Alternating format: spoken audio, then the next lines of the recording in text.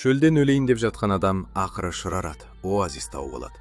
Ол суды ашкөздікпен ішпек болғанда, серігі оны тоқтатады. Өйткені адам денесі қатты сусызданғанда, бірден көп мөлшерде су ішу ағзаны қалпына келтірмейді. Керісінше, жасушаларға зақым келтіруі мүмкін. Күйреудің азық алдында тұрған адамды көріп, серігі алғашқы көмек ережесі бойынша әрекет етеді. Ол ылғал шүберекпен адамның ернін жібітіп, содан кейін аузына суды тамшылатып тамызады. Дене суға біртіндеп бейімделгеннен кейін ғана ол асықпай іше бастайды. Алайда олардың шөл далада қалып қойғанына 3 күн, 3 түн болған еді. Егер тез арада шықпаса, оларды өлім күтіп тұр.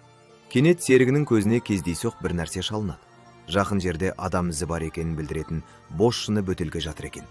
Ол дереу досын шақырып, алға жылжуға жігерлендіреді. Көп ұзамай олар дөңгелек ізін табады.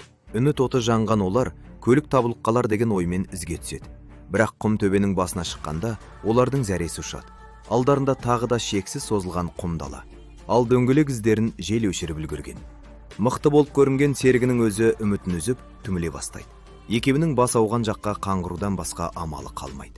Джонни есімді жігіт шаршағандықтан есінен танып құлайды. Есін жиғанда қасында серігі жоқ. Тек бір бөтелке минералды су ғана қалыпты. Ол терең ойға батып, отбасының жүзін көз алдына әкеледі де қатты өкінеді. Джоннидің бұрын бақытты отбасы болған еді. Табысы аз болса да, өмірлері тұрақты болатын.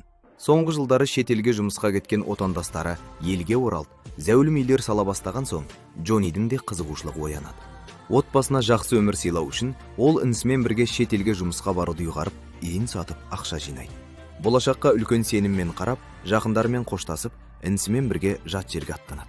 Бірақ ұшақ қонғанда, оларды ешкім күтіп алмайды.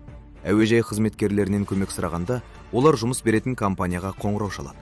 Бірақ демалыс күні болғандықтан ешкім жауап бермейді. Не істерін білмей тұрғанда, бейтаныс араб қария келіп, оларға жоғары жалақысы бар жұмыс ұсынады. Ағайындылар алғашында күдіктенгенімен,